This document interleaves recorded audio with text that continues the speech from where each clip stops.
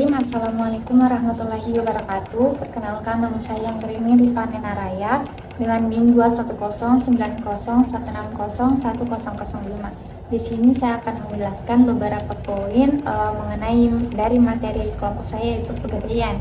Jadi saya akan menjelaskan 2 poin. Yang pertama ada pengertian pegadaian, dan yang kedua ada asal mula dari pegadaian. Jadi yang pertama, pengertian usaha gadai. Dalam kegiatan sehari-hari, uang selalu saja dibutuhkan untuk membeli atau membayar berbagai keperluan.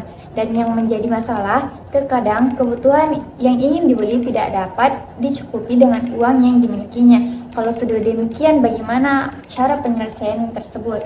Maka mau tidak mau, kita mengurangi untuk membeli berbagai keperluan yang dianggap tidak penting. Namun, untuk keperluan yang sangat penting, terpaksa harus dipenuhi dengan berbagai cara, seperti meminjam dari berbagai sumber dana yang ada.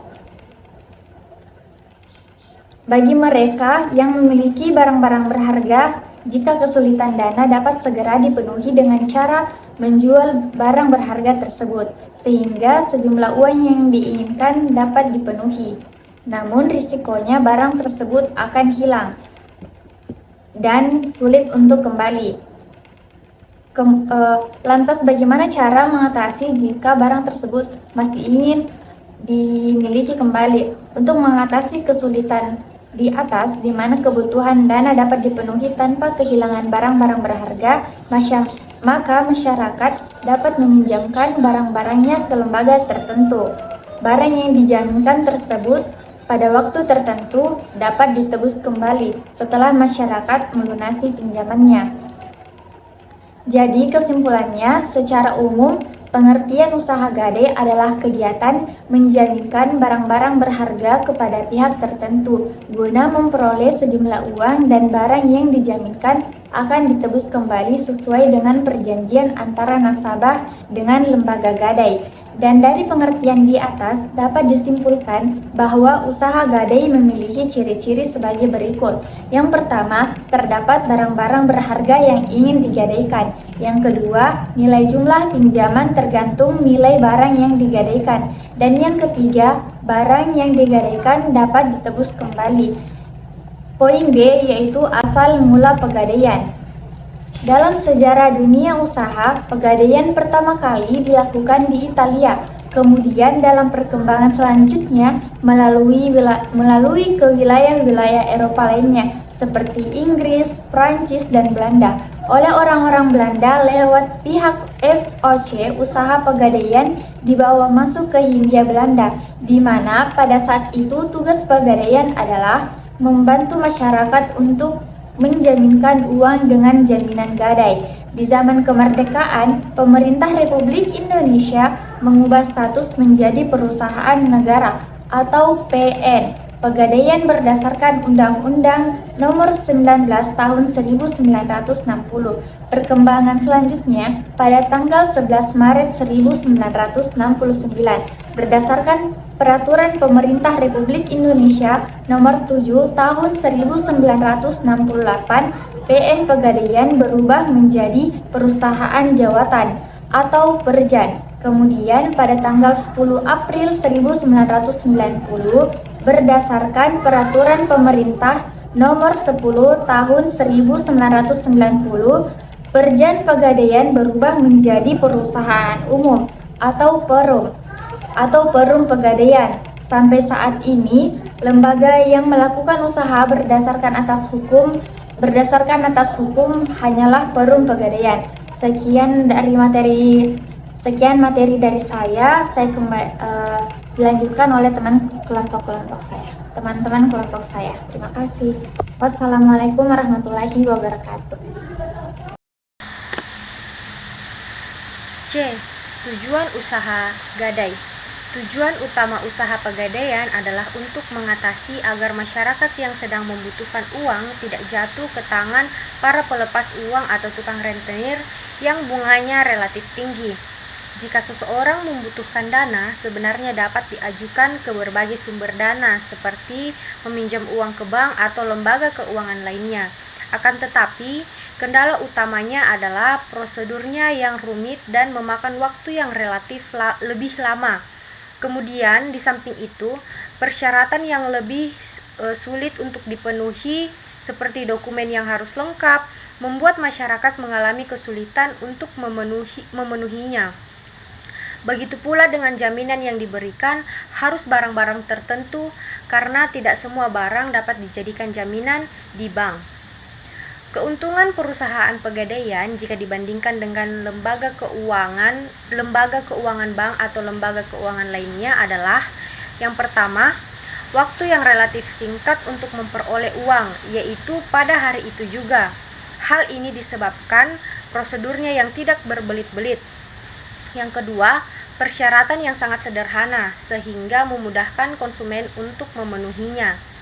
Yang ketiga, pegadaian tidak mempermasalahkan uang tersebut digunakan untuk apa, jadi sesuai dengan kehendak nasabahnya. Jadi selanjutnya itu besarnya jumlah pinjaman.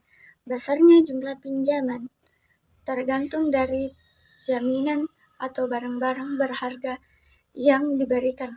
Semakin besar nilainya, semakin besar pula pinjaman yang dapat diperoleh oleh nasabah. Demikian pula sebaliknya. Namun, biasanya pegadaian hanya melayani sampai jumlah tertentu.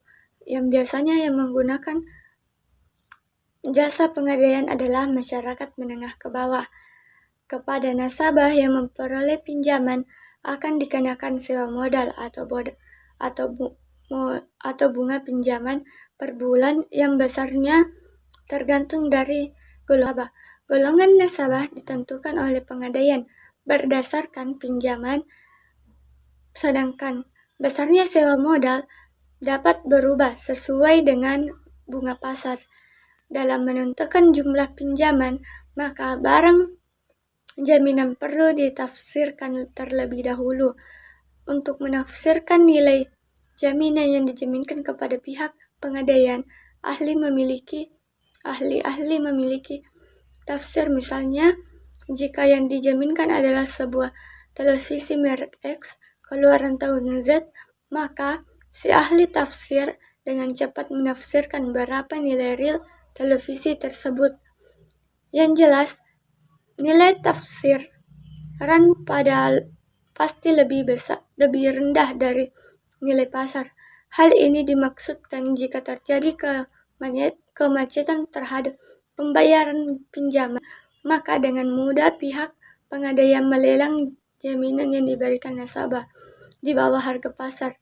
Di samping itu, pihak pegadaian juga mempunyai timbangan serta alat ukur tertentu, misalnya untuk mengukur karat emas atau gram emas.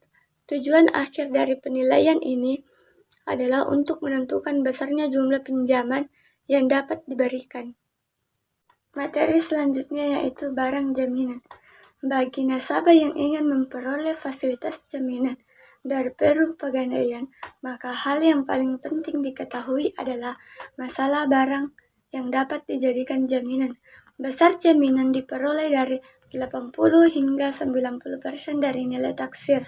Semakin besar nilai taksir barang, semakin besar pinjaman yang akan diperoleh. Jenis-jenis barang berharga yang dapat diterima dan dijadikan jaminan oleh perum pegadaian sebagai berikut.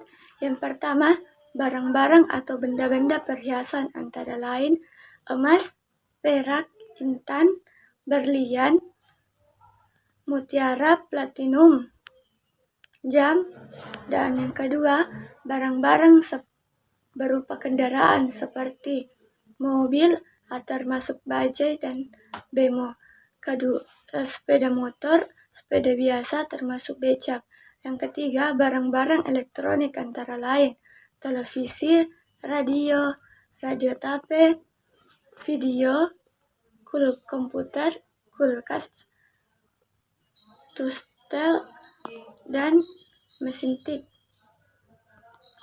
Yang ketiga, mesin-mesin seperti mesin jahit, mesin kap motor, dan yang keempat, barang-barang keperluan rumah tangga seperti barang tekstil berupa kain, perdani, dan kain batik.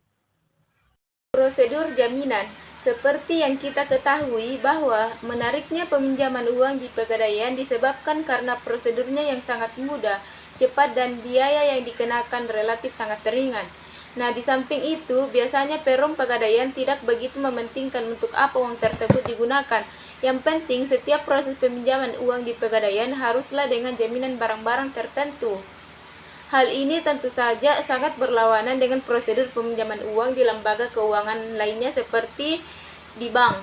Nah, secara garis besar, proses atau prosedur peminjaman uang di perum Pegadaian dapat dijelaskan sebagai berikut. Yang pertama, kunjungi outlet Pegadaian terdekat. Yang kedua, siapkan identitas diri berupa KTP dan barang jaminan. Yang ketiga, isi formulir pengajuan dengan data diri lengkap sesuai dengan KTP. Yang keempat, serahkan barang gadaian kepada petugas penaksir Pegadaian. Selanjutnya, penaksir akan menginfokan uang pinjaman maksimal yang bisa didapatkan. Yang keenam, petugas kasir akan memberikan SBG atau surat bukti gadai. Nah, yang terakhir, uang akan diberikan kepada nasabah berupa tunai atau transfer ke rekening. Baik, materi selanjutnya yaitu kegiatan usaha pegadaian lainnya. Usaha lain yang dilakukan oleh perum Pegadaian adalah sebagai berikut. Yang pertama, melayani jasa taksiran bagi masyarakat yang ingin menaksir berapa nilai real barang-barang berharga miliknya seperti emas, intan, berlian, mobil, televisi, dan barang-barang lainnya. Hal ini berguna bagi masyarakat yang ingin menjual barang tersebut atau hanya sekadar ingin mengetahui jumlah kekayaannya. Yang kedua, melayani jasa titipan barang bagi masyarakat yang ingin menitipkan barang-barang berharganya. Jasa penitipan ini diberikan untuk memberikan rasa aman kepada pemiliknya dari kehilangan, kebakaran, atau kecurian. Yang ketiga, memberikan kredit, terutama bagi karyawan yang mempunyai penghasilan tetap. Pembayaran pinjaman dilakukan dengan memotong gaji si peminjam secara bulanan. Yang terakhir, ikut serta dalam usaha tertentu bekerja sama dengan pihak ketiga, misalnya dalam pembangunan perkantoran atau pembangunan lainnya dengan sistem Build, Operate, and Transfer atau disingkat dengan BOT.